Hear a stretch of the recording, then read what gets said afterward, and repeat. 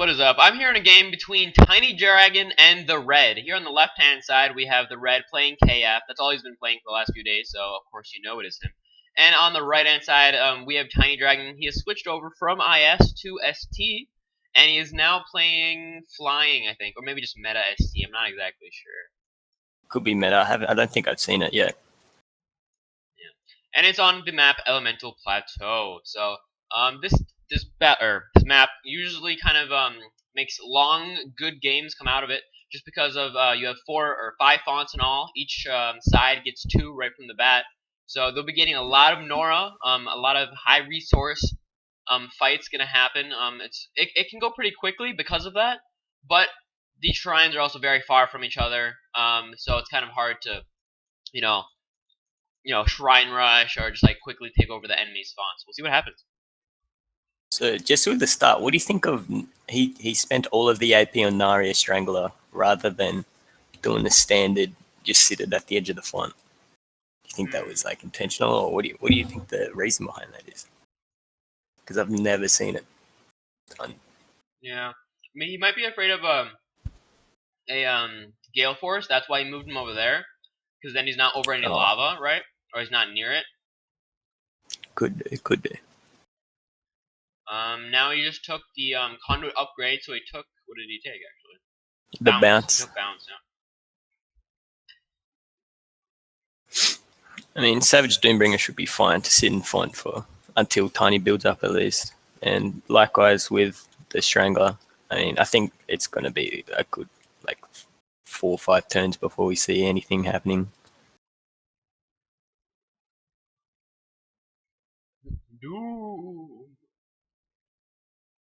And I think it's interesting that he's gone for the expensive one, using domain vegetation instead of bounce. I believe they're on the same upgrade line. I mean, unless he has a good way to generate terrain, but I haven't been watching his games too much. Yeah. Thing is, I don't know. Do you like the ability metamorphosis? I mean, I love it. Yeah, he's on Slick and Buzz, and that's the only reason why I run it. Well, I mean, the ability itself, like what it does, is extremely strong, right? Because you can make a champion basically worthless for the next like 5 turns. But it's 5 AP and it's only 3 range, so it's sometimes really hard to get to happen, because you can just stay like 5 spaces away and you just won't get hit by it. Yeah, that is true. But I mean, they gotta like that. It's mainly for the tank killers. I mean, it's my main counter against things like Moshan. You gotta bring him up sometime. Like he's only got 2, maybe 3 range. So that's when you really use it.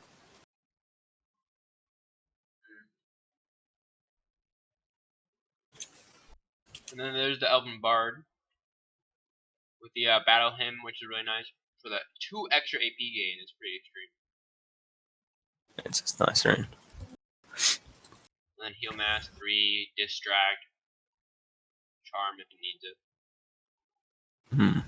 I like the pull. I don't really understand it though. Cause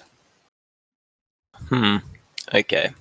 Assume he thought that it would engage the Doombringer, and then it wouldn't have much breathing space. So if he was to disengage, he'd only have 4 AP, and then he can't really move anywhere. So he's kind of open to perhaps a Metamorphosis or a Execute. But the way that the mechanics work, I thought that when he stole the bounce with Conduit upgrade, the Doombringer would lose its ability to bounce, but apparently not.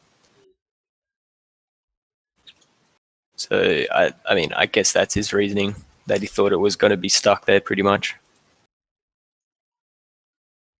At least he has Withering Burn on it though, so I mean it's gonna have like -10 defense, and it's like yeah, it's gonna start chipping away. I mean, and Doombringers can really last a long time, especially in factions like Savage Tundra that spam spells a lot. And Tiny's running the Chronomancer too, so you already know it's coming. That was nice. They received a 20. How much damage is that? 26 damage. Nice. Because, I mean, 6 from the spell, 2 from knockback, and then 10 from fire because it's also vulnerable. So he just Yeah. took, and then another 10. So he just took 36 damage from that. I mean, I wasn't quite looking, but I assume he could have finished it off with the Kento if he Silent Contemplation.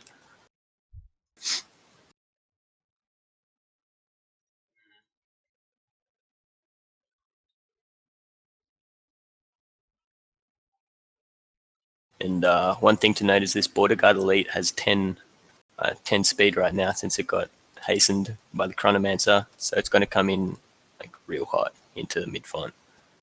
And usually it only has 1 to 3 range because of Hold the Line, but every ST player right now is running Keen Eye Crown plus Border Guard Elite combo, so it sits at the spot adjacent to the font and then has 4 range, so it can hit everything in the font. It's even stronger on Kento, though. Because then he has 6 range. Yeah. Something like that. 5 or 6 range. But Kento's not quite as disposable as a Border Guard Elite. I mean, the No Can Do is not an ultra tanky ability, and Silent Contemplation doesn't give him any like innate tankiness. So he could put him in a Silent Contemplation where it's outside of the font, since the red has no ranged. So if he was to start attacking his units, he'd need to attack in a like fairly melee range so that Kento can start attacking anyways. Yeah, but for 74 Nora, I mean, I think, personally, I think that either Silent Contemplation is a little undercosted, or maybe no. I mean, 74 Nora for this champion is extreme. Yeah. No Kondo, Silent Contemplation, Purified. Yeah, I assume he's got a very big like a cost adjustment on him. Yeah. And now because of Unstoppable, because of the Providence, he's unstoppable, so he can't be moved, right? He can't be knocked back, at least. I mean, he can still be And like now he's got the pulled, but he full can't be 6 knocked back. range. Which means that it's harder to get him out of the Silent Contemplation. And then if you have a champion like the Jackie Maiden, then you can't even, and he has Purified, so the knock on dough will just always be up as well. You can't like distract him or something. You have to like one round. And now I think he's definitely going to try going for the kill on the Doombringer. Otherwise, he could lose a lot of his positioning here because of the metamorphosis. Nope. He's leaving it alive. These ST players don't run any AoE spells anymore, except for On the line though, Fuji if he barrier. moves, defensive strike will kill him. He has to move first with the Elven strategist. Yeah, that's true. Or just run away.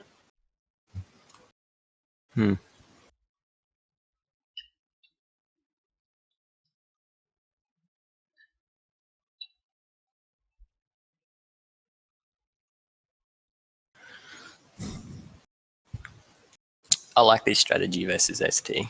I mean, giving up mid font, it's bad, but it's not always the worst. And here, he's not behind on champions yet, so the Nora levels are fairly even. And there's just no way he's going to get through the Kento Border Guard Elite combo. Yeah. He's gonna have to like Gale Plus Force Chronomancer. or something. I don't know. Well, it doesn't work with knockbacks. I don't know. Pull it maybe with strategist. Yeah, he'll have to pull, but they're all unstoppable. Yeah, but pull works on unstoppable, right? It does. I think so. Yeah. Yeah, like it doesn't say in the description, so it should work. He's planner bound though. I didn't see that. He's planner bound as well because of the hold the line gives planner bound, I guess. Yeah, that's So the yeah, one. he can't move. He can't be relocated in any single way. He can't be like pulled, and he can't be knocked back. At least not that I can think of at this moment. So I mean, at this point, if I was playing my faction FS, I'd start looking for like alternate win conditions.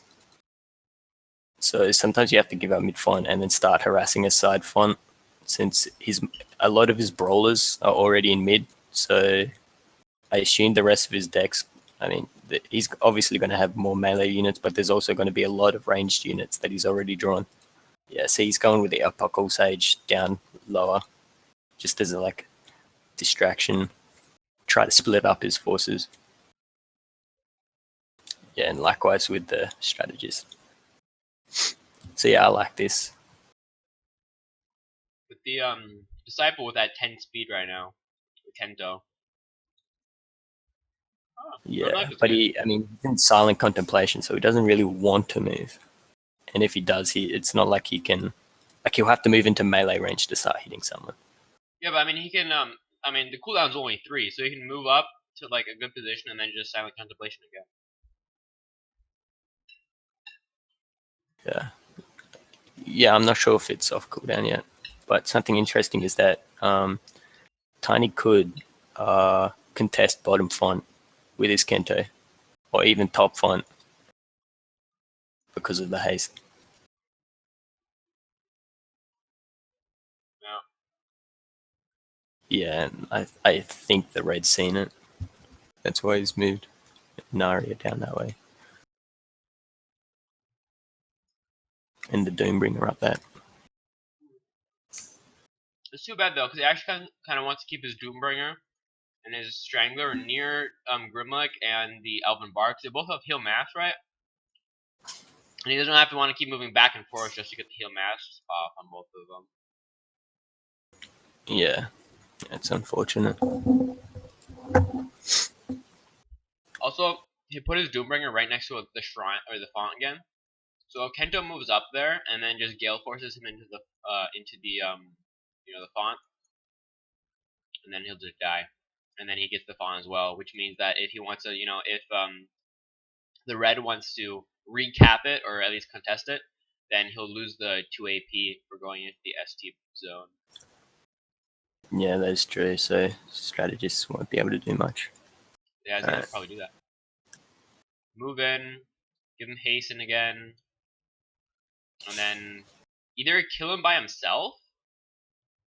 He might even be able to just get the kill like this.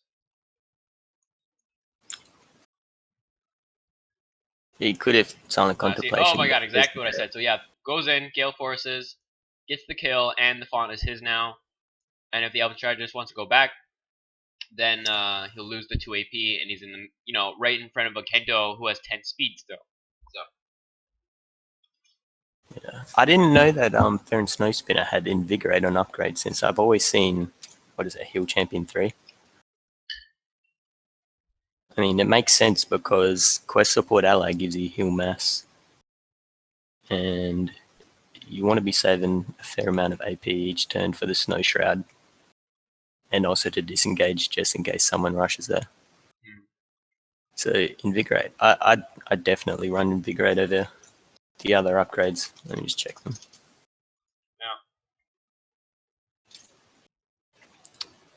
Yeah, Heal Champion.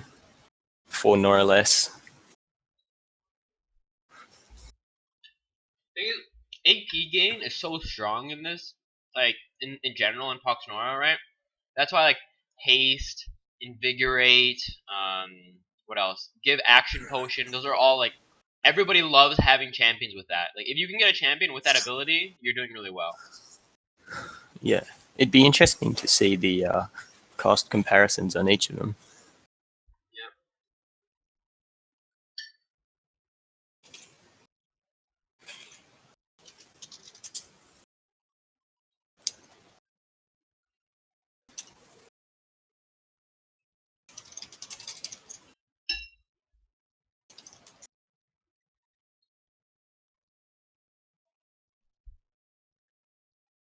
All of those abilities that you mentioned before were 12 Nora each. Oh, what? So they've 12? obviously, yeah, 12 Huh. each. That's weird. So they've just balanced them around each other. You'd think that some of them would be a little bit cheaper. Because Yeah, I definitely think Invigorate's the best one. But Haste gives it for like 2 rounds. And it's on a 1 cooldown. Wow, okay. I take that back because I thought Haste was a 3 cooldown ability.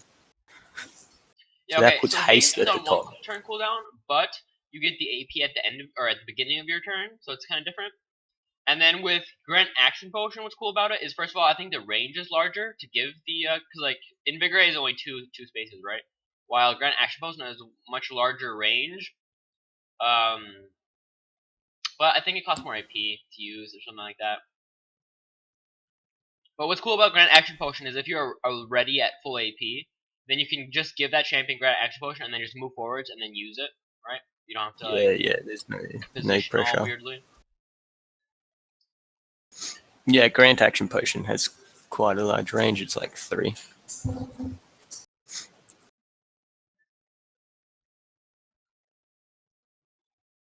And the aspects of Infinity, I'm not sure if this is working as intended. Maybe you could help me out here. But if you put an equipment on an aspect and then you duplicate it using duplicity, it gets the equipment as well. Nice. Do you know if that's supposed to be like that? Because I versed Neppy today and he had a Slaver's Whip on 2 aspects. I don't know. No idea. Sounds cool though. Yeah.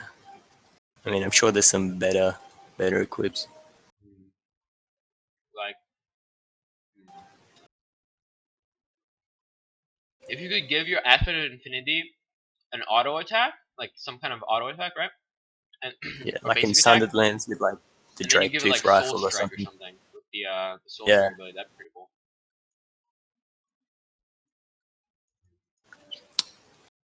And so now, So yeah, this is looking bad for well, the he's gonna red. kill the Kento, or he's gonna try. Pull won't work because of planner bound, right? Nah. That's what he's Yeah, trying to it do does. right It now, has. basically. He's like, is it? Yeah, It's I not hope he working. doesn't do it.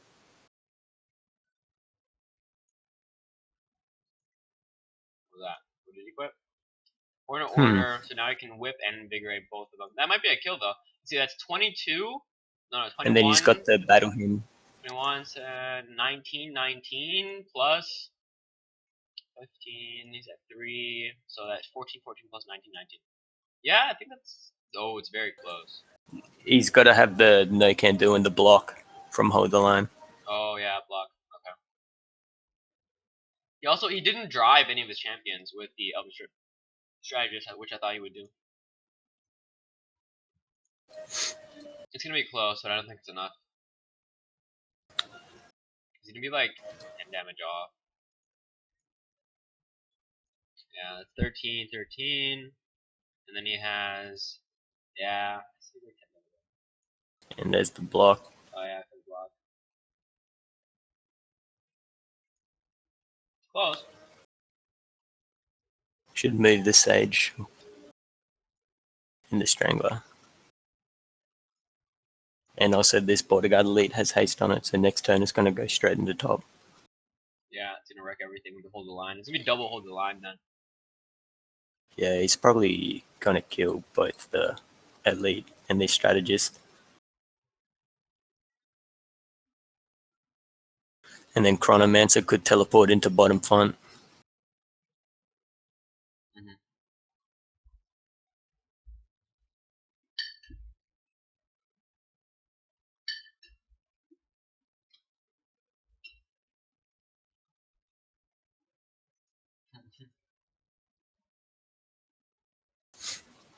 Nice. 1-3 Yeah, it'll drain. be interesting to see what he prioritizes here. He has 1-4. He's probably gonna go for the group gear, really. Or both. Yeah, I think he could kill everything now with that Frigid Barrier. Yeah, And GG. that's over. That's game.